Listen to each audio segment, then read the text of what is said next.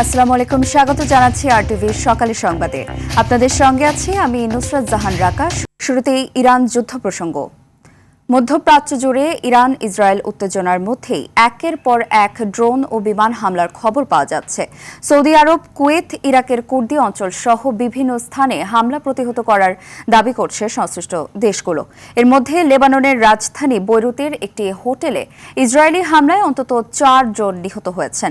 একই সময়ে ইরানের বিরুদ্ধে কঠোর আঘাত হানার হুমকি দিয়েছেন মার্কিন প্রেসিডেন্ট ডোনাল্ড ট্রাম্প। বিস্তারিত জানাচ্ছেন আরাফাত ইয়াসার।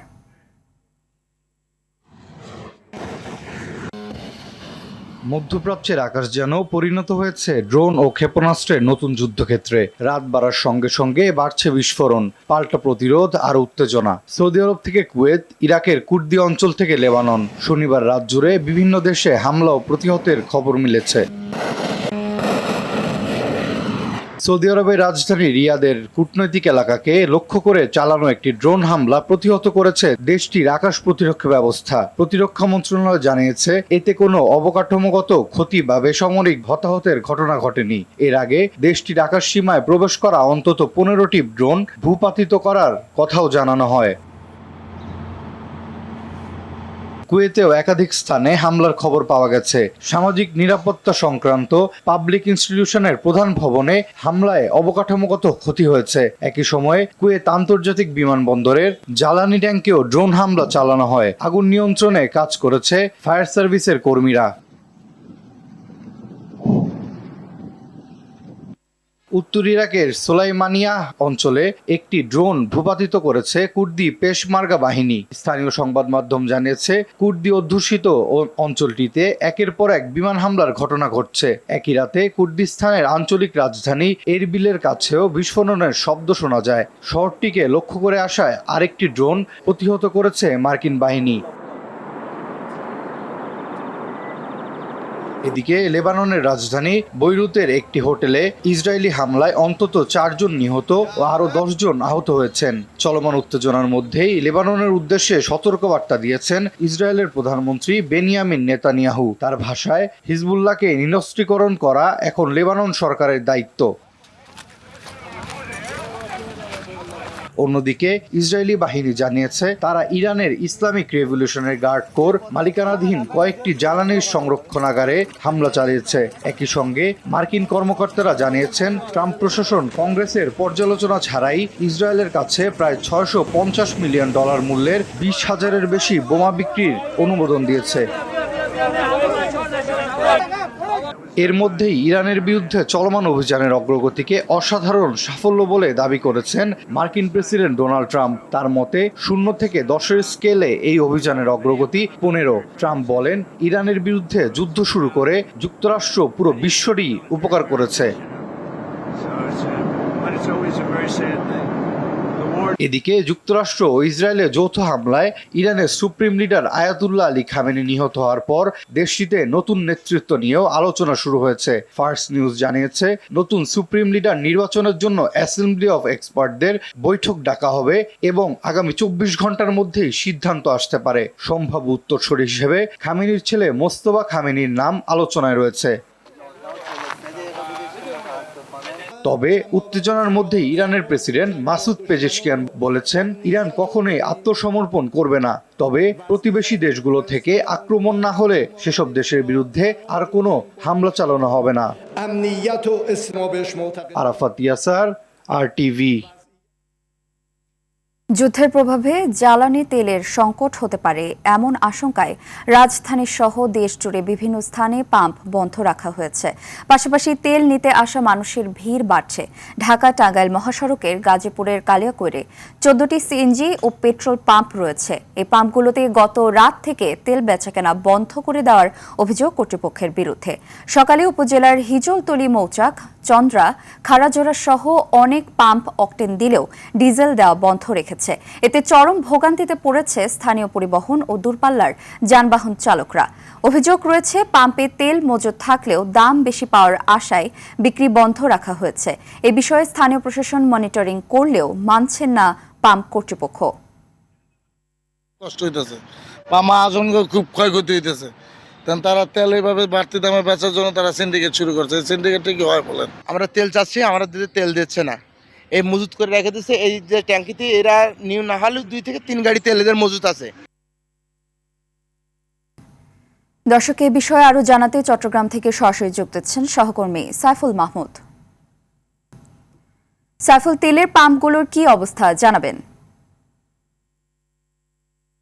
যে রাখা আসলে যেমনটি বলেছেন, মধ্যপ্রাচ্যে আসলে যেই যুদ্ধ শুরু হয়েছে সেই যুদ্ধের প্রভাব কিন্তু আসলে চট্টগ্রামেও কিন্তু পড়তে শুরু করেছে। আমি যদি বলি আসলে চট্টগ্রাম না, বাংলাদেশে কিন্তু এটার প্রভাব কিন্তু পড়েছে এবং সকাল থেকেই কিন্তু আসলে কোনো পাম্পে যে তেল দিবে সেটা কিন্তু দেখা যাচ্ছে না। এবং এখানে যারা বাইকার রয়েছে, চালক রয়েছে, তারা কিন্তু বলছেন আসলে তারা কিন্তু সকাল 6টায় এসে এখানে দাঁড়িয়েছেন, কিন্তু তারা তেল পায়নি। তাদের একটাই প্রত্যাশা ছিল এই পাম্পটিতে কিন্তু আসলে তেল পাওয়া যাবে, সেই অনুপাতে তারা এসে দাঁড়িয়েছে। এবং আমি আপনাদেরকে দেখানোর চেষ্টা করছি, এই মুহূর্তে কিন্তু দীর্ঘ লাইন, এই লাইনটি কিন্তু 1 থেকে 1.5 কিলোমিটার পর্যন্ত হয়েছে এবং সবাই কিন্তু প্রত্যাশা করছেন এখান থেকে তেল পাওয়া যাবে।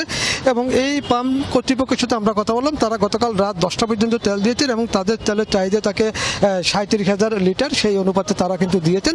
রাত 10টার পরে তারা বন্ধ করে দিয়েছেন এবং তাদের যেই তেলের সংকট সেটি তাদের গাড়ি আসলে আজকে তারা আবার 12টা নাগাদ তেল দিবেন বলে তারা কিন্তু জানিয়েছেন। তবে এখানে যারা বাইকার আছে তারা কিন্তু বললো আসলে চিটাং শহরের যে সমস্ত পাম্প রয়েছে কোনো পাম্পে কিন্তু তেল দিচ্ছে না, শুধুমাত্র এটিতেই তেল দিচ্ছেন এবং এটিতে দিচ্ছেন কিন্তু আসলে সরকার নির্ধারিত দাম এবং একই সাথে তারা 500 টাকার করে দিচ্ছে বাইকারকে এবং কার, জিপ, মাইক্রো এগুলিকে দিচ্ছেন 1500 টাকা করে। অন্যান্য যে পাম্পগুলো আছে সেগুলিতে যদিও দিয়ে থাকে তাও কিন্তু শুধুমাত্র 200 টাকার তেল দিচ্ছেন, সেই জন্য কিন্তু আসলে বাইকাররা এখানে আসছেন। আমরা কয়েকজনের সাথে একটু কথা বলবো আসলে তেল না পাওয়ার কারণ কি এবং তাদের কোনো অভিযোগ আছে কিনা একটু আমাদেরকে জানাবেন। তেল না পাওয়ার কারণ কি কিংবা কখন এখানে লাইনে দাঁড়িয়েছে ভোর 6টা থেকে। তেল কোথাও দিচ্ছে 200 টাকার, কোথাও দিচ্ছে 100 টাকার, এ ধরনের। আর সব পেট্রোলের তেল তো ভালো না, এটা ভালো, এই জন্য অনেকক্ষণ লাইনে দাঁড়িয়ে আছে। আর কয়েকদিনের নিউজ যা শুনলাম, তেল তো সংকটের কোনো কারণ নাই। এখানে হচ্ছে কিসের জন্য এগুলো?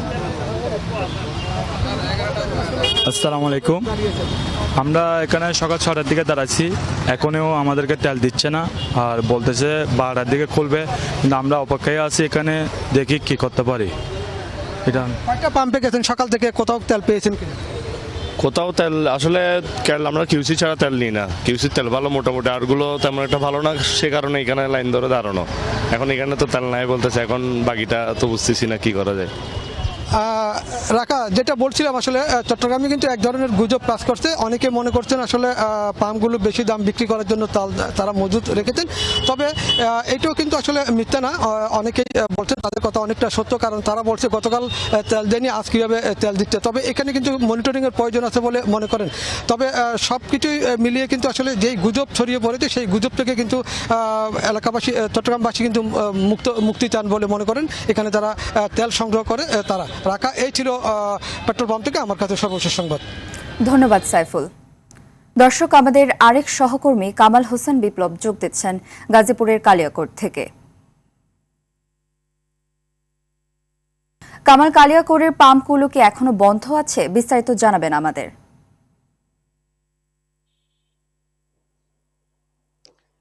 জি রাকা, আপনি জানেন যে বেশ কয়েকদিন ধরে কিন্তু সারা বাংলাদেশে যে তেলের সংকট রয়েছে সেই তেলের সংকট কিন্তু প্রভাব পড়েছে আমাদের গাজীপুরের কালিয়াকৈর উপজেলাতে। এখানে প্রায় 14টি পাম্প রয়েছে, সেই পাম্পের অধিকাংশ পাম্পগুলোই কিন্তু গতকাল রাত থেকেই বন্ধ করে দেওয়া হয়েছে এবং যার ফলে কিন্তু এখানে যে চালকরা বা গাড়ির স্থানীয় গাড়ির চালকরা রয়েছে তারা কিন্তু ভোগান্তি পোহাতে হচ্ছে। আমি সকাল থেকে বেশ কয়েকটি পাম্পে ঘুরে দেখেছি, অনেক পাম্পগুলোই যদি অকটেন দিচ্ছে, তারপরে পেট্রোল এবং ডিজেল কিন্তু একেবারেই বন্ধ রয়েছে, যার ফলে কিন্তু দীর্ঘ লাইন রয়েছে পাম্পগুলোতে। আমি এই মুহূর্তে উপস্থিত রয়েছি কালিয়াকৈর উপজেলার খারাজুরা তুরাক ফিলিং স্টেশনে, এর সামনে।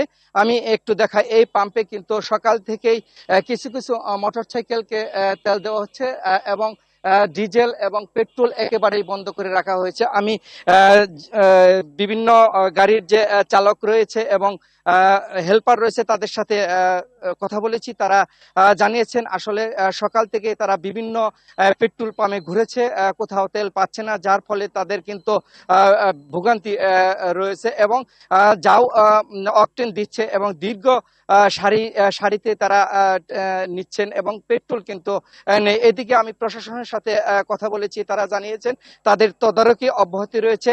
এরকম কিছু নির্দিষ্ট কোনো পাম্প যদি পায় তাহলে তাদের বিরুদ্ধে আইনগত ব্যবস্থা নেবেন। তবে যারা গ্রাহক রয়েছে তাদের সাথে কথা বলেছি, তারা কিন্তু বলেছেন যে অনেক পাম্পে কিন্তু তেল মজুত রয়েছেন, বেশি দামে বৃদ্ধির কারণে তারা বন্ধ করে দিয়েছেন। জি রাখা, এই ছিল গাজীপুরের কালিয়াকৈর থেকে পাম্পগুলোর সর্বশেষ খবর। ধন্যবাদ কামাল। এবার অন্যান্য খবর। ঈদুল ফিতরকে সামনে রেখে জমে উঠতে শুরু করেছে জেলার ঈদ বাজার। নানা ডিজাইনের বৈচিত্র্যপূর্ণ আধুনিক পোশাকে সেজেছে বিপণী বিতানগুলো। শরীয়তপুরের নড়িয়া উপজেলার মার্কেটগুলোতে বেড়েছে ক্রেতা সমাগম, যাদের বেশিরভাগই নারী। গোপালগঞ্জের বিপণী বিতানগুলোতে পরিবার পরিজন নিয়ে পছন্দের ঈদ কেনাকাটা করছে সাধারণ মানুষ। তবে বৈশ্বিক অস্থিরতার প্রভাবে জামা কাপড়ের দাম নিয়ে ক্ষুব্ধ ক্রেতারা। প্রতিনিধিদের পাঠানো তথ্যচিত্রে আরও জানাচ্ছেন আব্দুল হামিদ। আর কয়েকদিন পরেই মুসলিমদের প্রধান ধর্মীয় উৎসব পবিত্র ঈদুল ফিতর। ঈদকে সামনে রেখে বিপণী বিতানগুলোতে বাড়ছে ক্রেতাদের ভিড়। প্রবাসী অধ্যুষিত জেলা শরীয়তপুরের নড়িয়ার মার্কেটগুলোতে দেখা মিলছে নারীদের রাজত্ব। উপজেলার শতকরা 90 জন পুরুষ বিদেশ থাকায় এখানকার মার্কেটগুলোতে নারী ক্রেতাদের সংখ্যাই বেশি। বিক্রেতারা বলছেন প্রসাধনী, জুতা, সারারা, গারারা সহ বিভিন্ন ধরনের দেশি বিদেশি ড্রেসের সমাহার থাকলেও বিক্রয় তালিকার শীর্ষে রয়েছে পাকিস্তানি পোশাক। বাজারটা এখন বর্তমানে সম্পূর্ণ নিয়ন্ত্রণ করে মেয়েরা। বেচা কিনা ভালো, শুরু থেকে একটু কম ছিল, এখন বেচা কিনা ভালো হচ্ছে। পাকিস্তানি নুটস, পাকিস্তানি তাওয়াক্কাল, এই মালগুলি খুব বেশি চলতেছে আমাদের। তবে দাম ও মান নিয়ে মিশ্র প্রতিক্রিয়া জানাচ্ছেন ক্রেতারা। আমি এই পর্যন্ত 60,000 টাকার মার্কেট অলরেডি করে ফেলছি, আর এরপরও আমার বাজেটে মিললে আমি আরো করব। ঈদুল ফিতর আমাদের একটা অন্যতম উৎসব, তো সেই হিসাবে আমরা আসছি কেনাকাটা করতেছি। কিছু ড্রেস পছন্দ হচ্ছে কিন্তু দাম বেশি এবার। ঈদ উপলক্ষে নিরাপত্তায় সতর্ক অবস্থানে রয়েছে আইন শৃঙ্খলা বাহিনী। শপিং করতে আসে, কেনাকাটা করতে আসে, বিভিন্ন হয়রানির শিকার হয়। তার জন্য আমাদের পুলিশ সুপার মহোদয়ের নির্দেশক্রমে অতিরিক্ত ফোর্স মোতায়েন করা হয়েছে। এদিকে ঈদুল ফিতরকে সামনে রেখে গোপালগঞ্জে জমে উঠেছে কেনাকাটা। ঈদের দিন যতই ঘনিয়ে আসছে ততই শহরের বিপণী বিতান ও মার্কেটগুলোতে বাড়ছে ক্রেতাদের ভিড়। দ্রব্যমূল্যের ঊর্ধ্বগতির কারণে অনেকেই আয়ের সঙ্গে সঙ্গতি রেখে পছন্দের পোশাক কিনছেন। বাজেট অনুযায়ী মোটামুটি দেখতেছি আর কি, সব মিলিয়ে বেশ জমজমাটে আছে মার্কেট। আমরা এখানে আমার আম্মুর সাথে আমার ছোট ভাইকে নিয়ে আমি ঈদের শপিং করতে আসছি। এবারের ঈদে মেয়েদের পছন্দের তালিকায় রয়েছে সুতি, জর্জেট, ফার্সি, 3 পিস ও পাকিস্তানি পোশাক। জর্জেট জামাটা বেশি চলতেছে এবার, কারণ শীতের একটু এখন ঠান্ডা যেতে পারে নাই। গতবার থেকে এবার দাম একটু বেশি, কারণ গতানুগতিকভাবে দ্রব্যমূল্যের দাম বেশি। দাম কম থাকতো, আমরাও একটু কমে আনতে পারতাম এবং আমরা একটু কমে ছাড়িয়ে দিতে পারতাম। ঈদের আগে বেচাকেনা আরো বাড়ার প্রত্যাশা বিক্রেতাদের। আব্দুল হামিদ, আরটিভি। ঈদকে সামনে রেখে পুরনো ও ফিটনেসবিহীন গাড়িগুলোতে চলছে মেরামত ও সাজসজ্জার কাজ। গ্যারেজে পড়ে থাকা পুরনো বাসে লাগানো হচ্ছে চকচকে রং ও স্টিকার। মেরামত করা হচ্ছে দরজা জানালা। ভাঙা বডি ঝালাই করে দেওয়া হচ্ছে নতুন রূপ। অধিকাংশ বাসেরই নেই বৈধ রুট পারমিট, ইঞ্জিন ফিটনেস সনদ কিংবা ইন্স্যুরেন্স। টাঙ্গাইল প্রতিনিধি কামাল হোসেনের পাঠানো তথ্যচিত্রে বিস্তারিত জানাচ্ছেন সাকিব আল হাসান। ঈদকে সামনে রেখে টাঙ্গাইলের ওয়ার্কশপগুলোতে চলছে পুরনো গাড়ি নতুন মোড়কে সাজানোর ব্যস্ততা। বাড়তি ভাড়ার আশায় যাত্রীদের দৃষ্টি কাড়তে লাগানো হচ্ছে রং বেরঙের স্টিকার। টাঙ্গাইলের রাবনা বাইপাস থেকে এলজিইটি মোড় পর্যন্ত 8 থেকে 10টি গ্যারেজে রাত দিন চলছে এই ব্যস্ততা। গ্যারেজে পড়ে থাকা পুরনো বাসে চলছে চকচকে রং ও স্টিকার লাগানোর কাজ। দুর্ঘটনায় দুমড়ে মুচড়ে যাওয়া গাড়ির বডি ঝালাই করে তৈরি করা হচ্ছে নতুনের মতো গাড়ি। রং না থাকলে তো গাড়ির ফিটনেস দেয় না, এই কারণে রং করার কুরিং আছে, তারপরে রং আছে, পেন্টের কাজ করতে আছে। সামনে উপলক্ষে গাড়ি ঘোড়া পুরান আছে, রং টং করে গাড়িটা আর কি চকচকে করতেছে, জানি মার্কেটটা ভালো হয়। মহাসড়কে অবৈধ গাড়ি পেলে ব্যবস্থা নেওয়া হবে বলছেন এই পুলিশ কর্মকর্তা। গাড়ি যদি কাগজপত্র না থাকে, ড্রাইভিং লাইসেন্স না থাকে, রেজিস্ট্রেশন না থাকে, রুট পারমিট না থাকে, ফিটনেস, এসব গাড়ি কিন্তু চলতে যায় না। প্রথম নিয়ে তো আমাদের মামলা হচ্ছে। আর ঈদকে কেন্দ্র করে যদি এগুলি যদি আসতে হবে তাহলে দেখবেন এগুলির বিরুদ্ধে আমরা আইনগত ব্যবস্থা নেব। বৈধ উপায়ে বিআরটি এর ছাড়পত্র নিয়ে মহাসড়কে গাড়ি নামানোর আহ্বান সবার। সাকিব আল হাসান, RTV। হবিগঞ্জের বাহুবল উপজেলার কোনা গ্রামে ঘরের চালে ঢিল ছোড়াকে কেন্দ্র করে দুই পক্ষের সংঘর্ষে অন্তত ২০ জন আহত হয়েছেন। শনিবার রাতে ঘটনা ঘটে। স্থানীয়রা জানায় দুই গ্রুপের লোকজন কথা কাটাকাটির এক পর্যায়ে সংঘর্ষে জড়িয়ে পড়ে। এ সময় টর্চ লাইট জ্বালিয়ে উভয় পক্ষের লোকজন একে অপরকে লক্ষ্য করে ইট পাটকেল নিক্ষেপ করে। খবর পেয়ে বাহুবল মডেল থানা পুলিশ ঘটনাস্থলে পৌঁছে পরিস্থিতি নিয়ন্ত্রণে আনে। আহতদের উপজেলা স্বাস্থ্য কমপ্লেক্স সহ বিভিন্ন স্থানে চিকিৎসা দেওয়া হচ্ছে।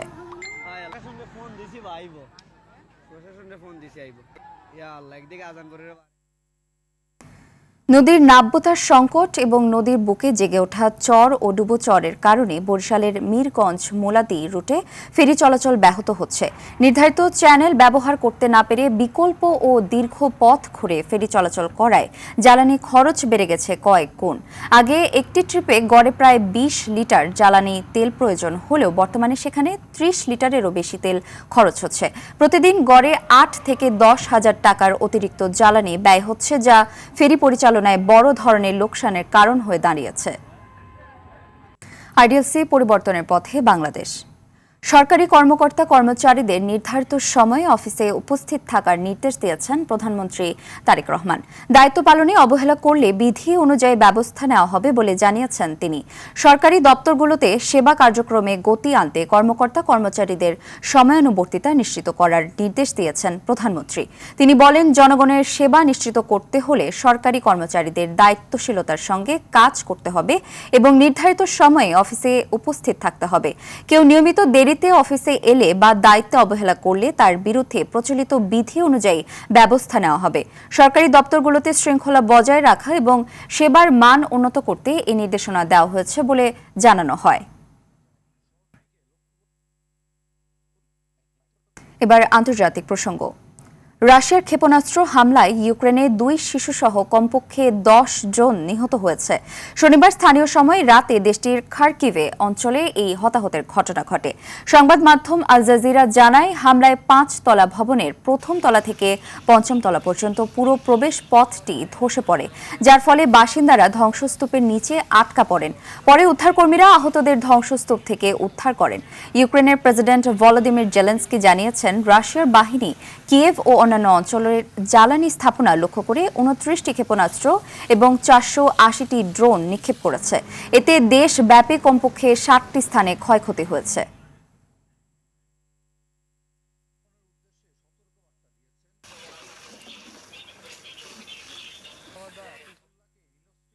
খেলার খবর। তৃতীয় ট্রফির খোঁজে আজ আহমেদাবাদে নামবে ভারত। আর প্রথমবারের মতো ট্রফি জিতে শিরোপা খরা ঘোচানোর লক্ষ্য নিউজিল্যান্ডের। টি-20 বিশ্বকাপের ফাইনালে আজ দু দলের শিরোপার লড়াই শুরু সন্ধ্যা 7:30টায়। বড় মঞ্চে আরও একটি বিশ্বকাপ জিতে ইতিহাস গড়তে চায় ভারত। আর কিউই অধিনায়ক বলছেন, এই সুযোগ হাতছাড়া করতে চান না তারা। শেষ হাসিটা ব্ল্যাক ক্যাপরাই হাসবে বলে আত্মবিশ্বাসী মিশেল স্যান্টরা।